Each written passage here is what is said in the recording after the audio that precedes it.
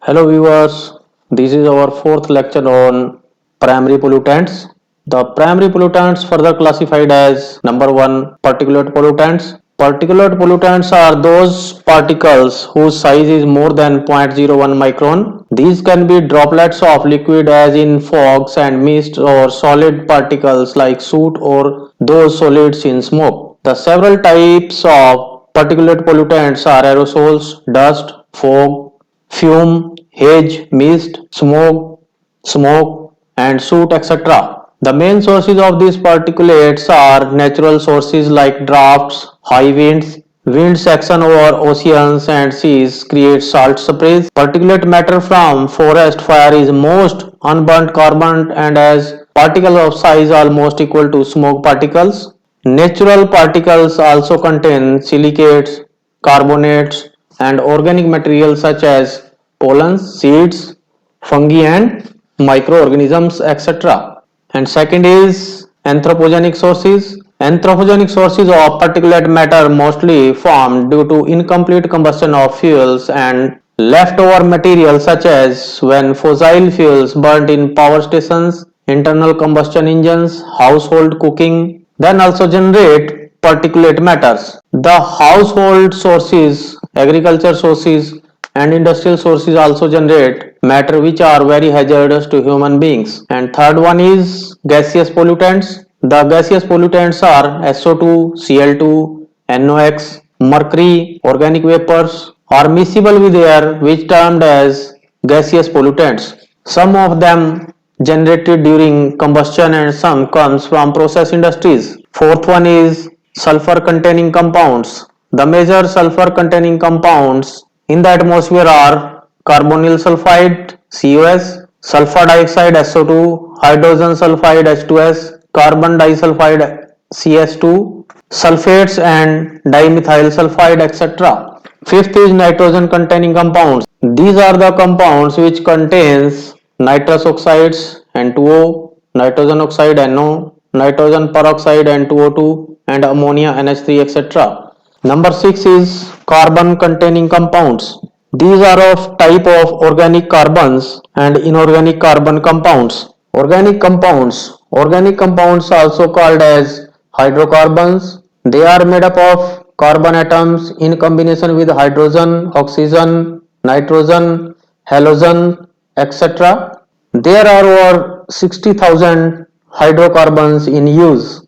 And next is inorganic carbon compounds. The main constituents of inorganic compounds are carbon dioxide CO2 and carbon monoxide CO.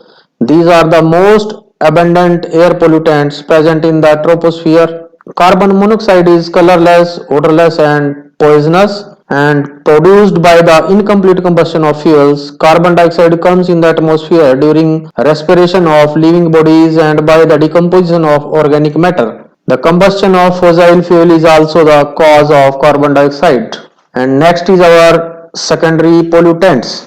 The secondary pollutants will come from when the primary pollutants react or interact with each other or with other constituents present in the atmosphere. When the volatile organic compounds VOCs, oxides of nitrogen NOx and ozone are react with each other in the presence of sunlight, they form a smoke which is an extremely dangerous secondary pollutant. These VOCs are emitted from the vehicles and industries also. The World Health Organization WHO and the Environmental Protection Agency EPA of the United States have made some rules and fixed the maximum tolerable limit of these emissions. If the value of these pollutants exceed with these values, then they are considered as pollutants which are harmful to our environment and living organisms. और अब हमारा इस lecture का हिंदी प्रारूप यह है प्राथमिक प्रदूषक। प्राथमिक प्रदूषकों को आगे वर्गीकृत किया गया है पार्टिकुलेट प्रदूषक। पार्टिकुलेट प्रदूषक वे कण होते हैं जिनका आकार 0.01 माइक्रोन यानी 0.01 माइक्रोमीटर से अधिक होता है। ये तरल पदार्थ की बूंदें जैसे कोहरे और धुंध या ठोस कण जैसे कालिक या धुआं में निलंबित हो सकते हैं।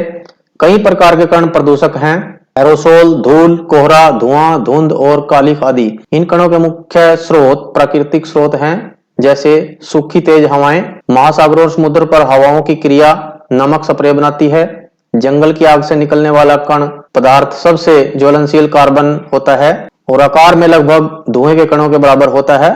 प्राकृतिक कणों में सिलिकेट, कार्बोनेट और कार्बनिक पदार्थ जैसे पराग, बीज, कवक और सूक्ष्म जीव आदि भी होते हैं। सेकंड है पार्टिकुलेट मैटर। पार्टिकुलेट मैटर के मानव जनित स्रोत ज्यादातर ईंधन और बचे हुए पदार्थों के अधूरे दहन के कारण बनते हैं, जैसे कि जब बिजली स्टेशनों में जीवाश्म ईंधन जला दिया जाता है। आंतरिक दहन इंजन, घरेलू खाना पकाने से भी पार्टिकुलेट मैटर उत्पन्न होता है। घरेलू स्रोत, कृषि स्रोत और औद्योगिक स्रोत भी ऐसे पदार्थ उत्पन्न करते हैं जो मनुष्य के लिए बहुत खतरनाक हैं। तीसरा आता है गैसीय प्रदूषक।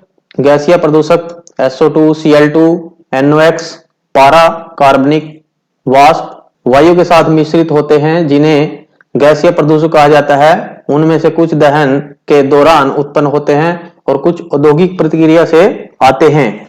और चौथा आता है हमारा सल्फर युक्त यौगिक।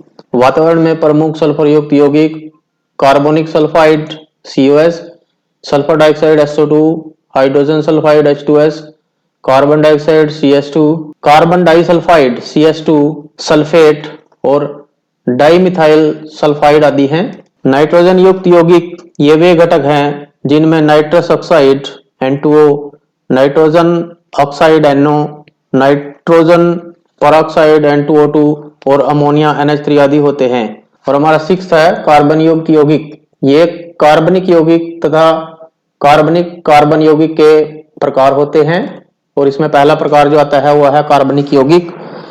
कार्बनिक यौगिक को हाइड्रोकार्बन भी कहा जाता है और यह हाइड्रोजन, ऑक्सीजन, नाइट्रोजन, हैलोजन आदि के संयोग में कार्बन परमाणुओं से बने होते हैं। लगभग 60,000 से अधिक हाइड्रोकार्बन्स उपयोग में हैं।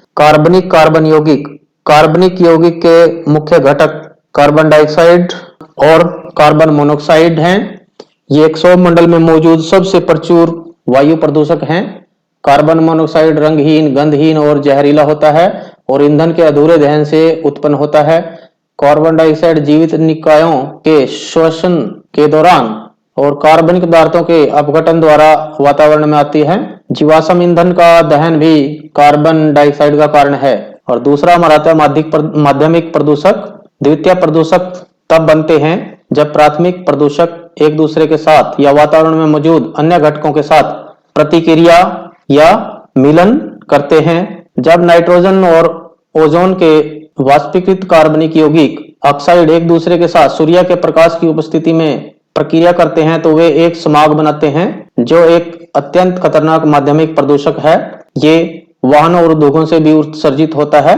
विश्व स्वास्थ्य संगठन और संयुक्त राज्य अमेरिका की पर्यावरण संरक्षण एजेंसी ने कुछ नियम बनाए हैं और इन उत्सर्जनों की अधिकतम सहनीय सीमा तय की है। यदि इन प्रदूषकों का मूल्य इन मूल्यों से अधिक है तो उन्हें प्रदूषक माना जाता है, जो हमारे पर्यावरण और जीवों के लिए हानिकारक होते हैं। अगर आपको यह जानकारी अच्छी लगी तो आप चैनल को कृपया लाइक, सब्सक्राइब और शेयर जरूर कीजिएगा और बेल आइकन जरूर दबाइएगा ताकि आने वाली सभी वीडियोस की नोटिंग आपको प्राप्त होती रही। Thank you very much.